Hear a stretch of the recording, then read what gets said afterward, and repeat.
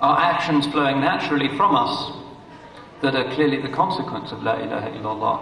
And not just the formal acts of fiqh, which are easy and can be done by stupid people and can even be done by unbelievers. Not just the acts of fiqh, which are the first stage, although a necessary stage, but what comes spontaneously, organically, from a disposition of the heart. Now, the munafiq may be outwardly practicing. Often we who have dimensions of nifaq in our hearts outwardly practice, but somehow something else is on our minds. We can be going through the motions of the prayer, but our hearts are somewhere else. How can we bring together this statement and its reality in the heart?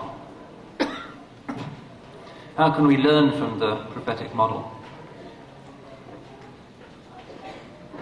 Well, Allah again and again says in His book that one of the highest principles that are Iman principles is that of tawakkul. Tawakkul, reliance upon Allah.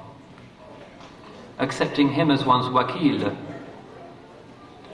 وَعَلَى اللَّهِ فَتَوَكَّلُوا إِن كُنتُم مُؤْمِنِينَ. He links Iman and tawakkul. And have tawakkul on Allah if you are truly people of Iman. So that's a kind of barometer that we can inspect to see the quality of the Iman. Are our actions and our states based on reliance on Allah and trust in Allah?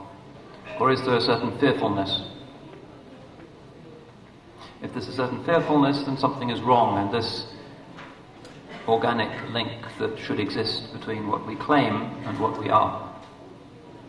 To the extent that we're people of tawakkul and we rely on Allah amidst all of our actions, then we can hope that inshallah the gift of faith has been bestowed upon us. And the sign of an individual or a community who has got this wrong, where the inward is rotten but the outward perhaps looks just fine, is agitation, jaza', panic. The believer, despite the tribulations, is a person of sakina. The famous verse in the Quran, it says, الَّذِينَ قَالَ لَهُمُ النَّاسُ إِنَّ النَّاسَ قَدْ جَمَعُوا لَكُمْ فَاخْشَوْهُمْ فَزَادَهُمْ إِيمَانًا وَقَالُوا حَسْبُنَا اللَّهُ وَنِعْمَ الْوَكِيلُ فَانْقَلَبُوا بِنِعْمَةٍ مِّنَ اللَّهِ وَفَضْلٍ لَّمْ يَمْسَسْهُمْ سُوءٌ وَاتَّبَعُوا رِضْوَانَ اللَّهِ وَاللَّهُ ذُو الْفَضْلِ الْعَظِيمِ. This is about the difference between the munafiq and the true believer. It says, those who were told by people, the people are ganging up on you, so fear them. فَاخْشَوْهُمْ. And often the believers are surrounded by people, weaker members of their community or the outside world, saying, you're being surrounded, so be afraid. But the verse goes on describing the true Sahaba radiallahu anhum and says, but this increased them in Iman. And they said, Allah is enough for us and an excellent wakil, an excellent guardian. That's the difference between the munafiq and the truly believing Sahabi. In a situation of crisis, the real mu'min increases in Iman, because this is just another test. And the believer sees the hand of Allah in everything in the world, however challenging. The munafiq gets scared, gets timorous, gets agitated. And so the verse continues, and so they went back with a blessing from Allah and a merit, and no evil touched them. And they followed Allah's good pleasure, and Allah is possessed of great generosity. That's really, in a nutshell, the story of the early Muslims, as-Salaf as-Salih. They were a small band of monotheists surrounded by millions of skeptical, often violent unbelievers. But because of their Iman, their deep Iman, tawakkul grew like a rose in their hearts. And they weren't afraid. Instead of being afraid and having this khashya, which the Quran speaks, their iman increased. The more they were oppressed, the greater they grew as a religious community, as believers in Allah. And so Allah brought them out of that situation of crisis, and Allah can do whatever He wants, and He is possessed of great generosity. That's exactly what He did, and that's really the miracle of the story of early Islam. Breaking all of the usual rules of history. A small, impoverished, weak group of believers, a few dozen in Mecca, oppressed, tortured, killed. 20, 30 years later, were masters of an expanding world of faith and goodness and compassion. And it's because they knew that this was from Allah, because they attributed nothing to themselves, that all of this was given to them. And that's the mystery of monotheistic religion. Nothing we do has an effect. Allah alone does things in creation.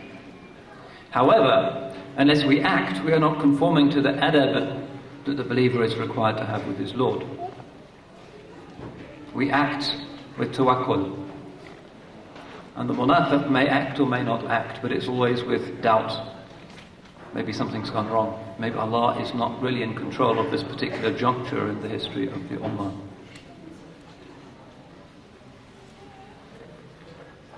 Another text indicating that the people of tawakkul,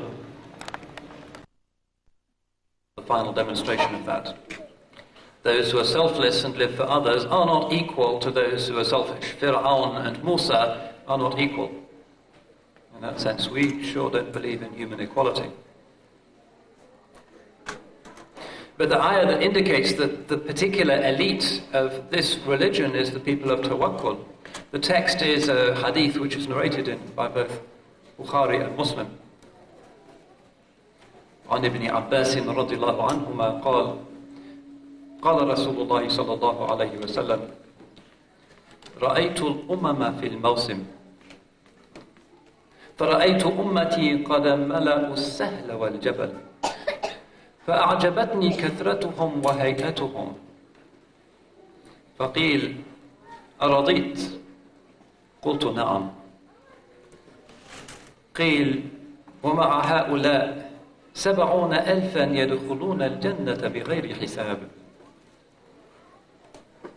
قالوا ومن هم يا رسول الله قال الذين لا يكتوون ولا يتطيرون ولا يسترقون وعلى ربهم يتوكلون فقام عكاشة رضي الله عنه وقال يا رسول الله ادعو الله أن يجعلني منهم فقال اللهم اجعله منهم فقام آخر وقال يا رسول فقال اللهم اجعله منهم فقام آخر وقال يا رسول الله ادعو الله أن يجعلني منهم قال سبقك